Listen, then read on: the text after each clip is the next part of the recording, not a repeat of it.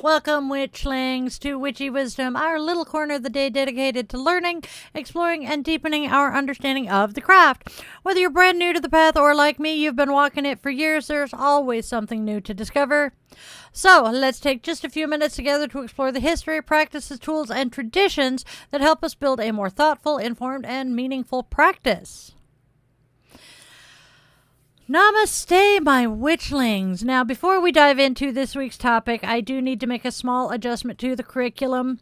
I know I said Friday that we'd be moving into everyday magic this week, and we absolutely are going to get there.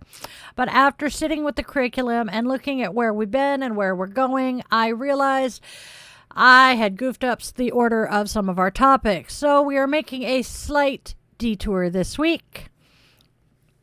And this week, instead of talking about everyday magic, we are going to talk about one of my favorite parts of the craft, your Book of Shadows, or your Grimoire, or your magical journal, or your giant chaotic binder full of notes, pressed flowers, random correspondences, and that one page that made perfect sense when you wrote it 3 months ago, but now it looks like it was written by Twitchy from Hoodwinked. If you know, you know.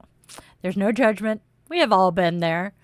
Because, well, before we start building our own everyday magical practices, we kind of need somewhere to keep them, don't we?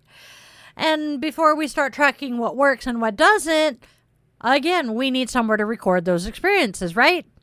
Before we start creating our own spells, rituals, correspondences, and traditions, we need somewhere to collect them. You know, we need that reference.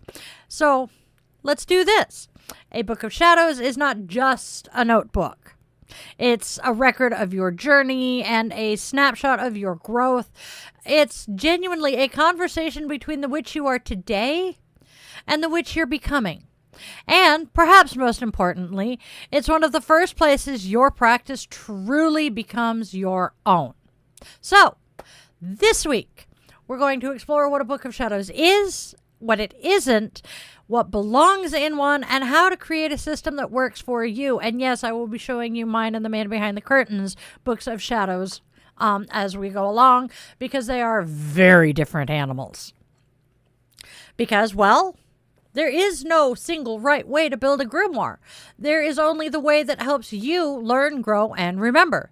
So, go grab your journal, your notebook, your tablet, your 3-ring binder, your stack of random papers, or whatever currently serves as your magical filing system, and let's talk about crafting your magic this week. That is our Witchy 101, just an introduction to what we're doing this week, so please keep the heart fire burning, stay smart, stay magical. Namaste, witchlings.